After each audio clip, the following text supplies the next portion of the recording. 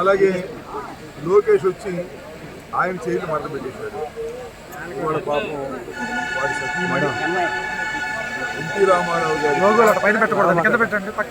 వచ్చి చంద్రబాబు నాయుడు గారిని రెస్ట్ తీసుకోమన్నారు.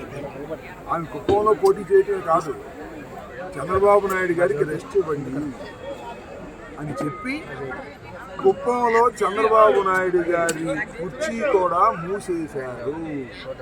ఇది చాలా స్పష్టమవుతుంది. మనం చేస్తాం. నిన్నే ఎక్కడో జగన్మోహన్ రెడ్డి గారు చంద్రబాబు నాయుడు గారిని వృద్ధుడు ముసలోడు అన్నారంటారు. దానికి ఎంత కోపం వచ్చింది లోకేష్ బాబుకి. కోపం వచ్చి నేను చాలా ఇష్టంగా మాట్లాడాను.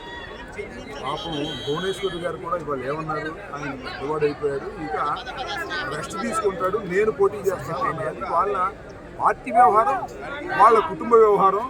మొత్తం ఇద్దరికీ రెస్ట్ ఇచ్చి, ఎవరికి బాబు కొడుకులకి ఇద్దరికీ రెస్ట్ ఇచ్చి నందమూరి తారక రామారావు గారు కుమార్తె కుప్పంలో పోటీ చేయమని ఎవరు పోటీ చేసినా శ్రీమద్ రమారమణ గోవిందే.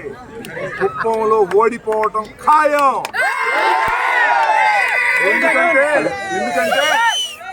ఎందుకంటే కుప్పానికి చంద్రబాబు నాయుడు గారు 35 సంవత్సరాలు అంటున్నా, 30 సంవత్సరాలు లేదు, సుదీర్ఘకాలం శాసనసభ్యుడిగా పోటీ చేసి గెలుపొందినా కుప్పానికి నీళ్ళు ఇవ్వలేదు.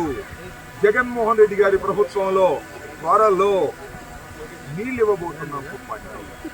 కాబట్టి కుప్పంలో కూడా ప్రజాదరణ కోల్పోయినటువంటిది చంద్రబాబు నాయుడు గారి కుటుంబం.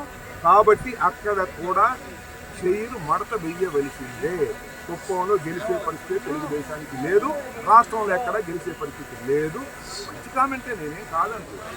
భువనేశ్వరి గారు వచ్చి నందమూరి వంశస్థురాలు, ఆమె వచ్చి చంద్రబాబు నాయుడు గారిని రెస్ట్ తీసుకొని ఆయన పోటీ చేసి ఆయనకేమి ఓటమి తప్పదని సందర్భంగా చెప్పలేదు.